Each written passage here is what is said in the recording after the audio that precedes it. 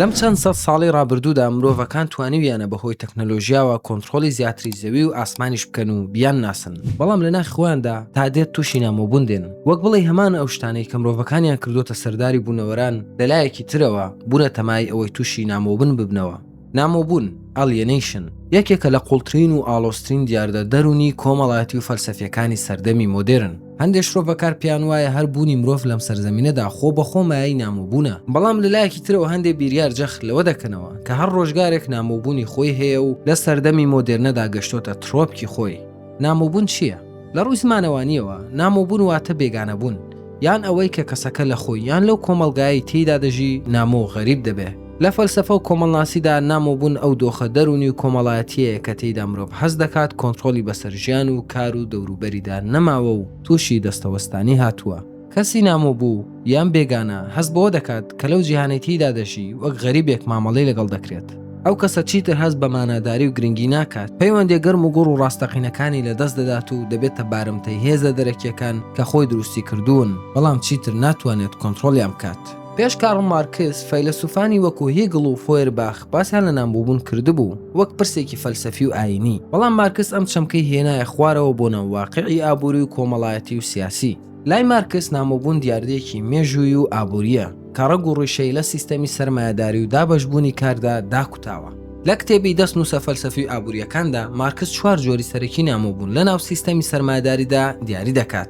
یەکەم، نامۆبوون لە بەرهەمی کار. کرێکاران خاوەنی ئەو شتەنین کە خۆیان بەرهەمی دێنن، واتە ئەوەی ئەوان بەرهەمی دێنن هی خاوەن کارەکەیە، ئەمەش لە بەرهەمی کارەکە دایان دەبڕێت. دووەم، نامۆبوون لە پرۆسەی کار. کارکردن لای کرێکار نابێتە هۆی گەشەسەنی توانە ڕۆحی و جەستەییەکان، بەڵکو بووەتە هۆی ئازار و نەهامەتی. کرێکار لەبەرەوە کار ناکات کە حەزیلەتی، بەڵکو تەنیا ناچارە بۆ پەیداکردنی بژێوی بیکات کە ئەوی زۆر جار زۆر تاقەت بڕووکێنە. بۆیش کرێکار لە کاتی کاردا هەست بە نەئارامی دەکات.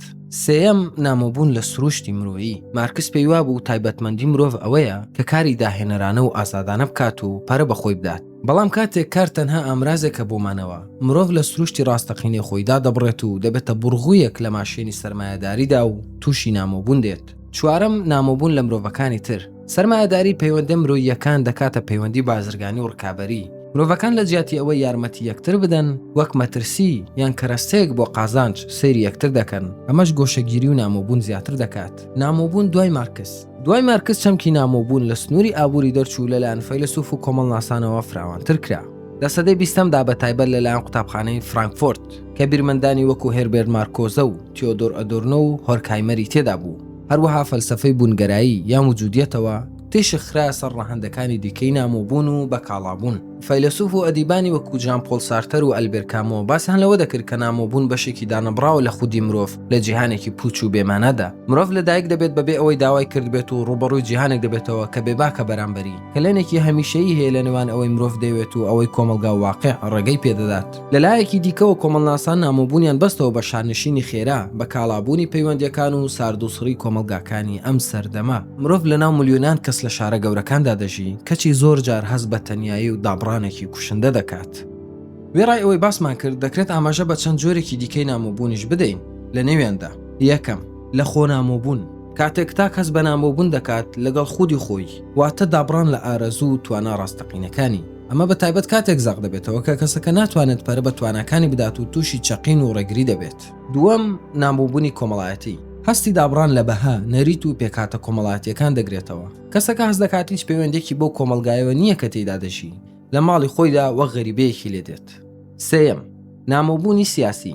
کاتێک هاوڵاتی هەست دەکات هیچ ڕۆڵێکی نییە لە بڕیارە سیاسەکاندا و سیستەمە حکومڕانیەکە نوێنەرایەتی ئەو ناکات، ئەم دۆخە دەبێتە هۆی ئەوەی بێباکی و ڕەشبینی جێگەی چالاکی بگرێتەوە. چوارەم، نامۆبوونی کەلتوری. دابڕاین تاک لە میرات و بەها کەلتوریەکانی خۆی، جاچە بەهۆی داگیرکاری یان شاڵاوی مۆدێرنەوە بێت. لەم دۆخانەدا تاک دەکرێت تووشی جۆرێک سەرگردانی بێت لە نێوان دابوونەریتی کۆن و سەردەمی نوێدا، ئەگەر نەتوانێت بە هەر جۆرێک بێت جیاوازیەکان بقۆزێتەوە. تێپەڕاندنی نامۆبوون پێویستی بە گۆڕانکاریە، هەم لە ئاستی تاکە کەسی و هەم لە ئاستی سیستەمی کۆمەڵایەتیدا. چکە ئاشکرایە کێشەکە تەنیا لە تاکە کەس نییە کەس بە نامۆیی دەکات، بەڵکو کێشەکە ئەو سیستەمەیە کە بەردەوام پەرە بە نامۆبوون دەدات. بۆ نمونە لای مارکس تێپەڕاندنی نامۆبوون تەنیا لە ڕێگەی گۆڕینی هەلومەرجی مادی و کۆمەڵاتیەوە دەکرێت، بە جۆرێک داهێنەرێتی مرۆڤ ببێتە چەق، نەک قازانج و سەرمایە.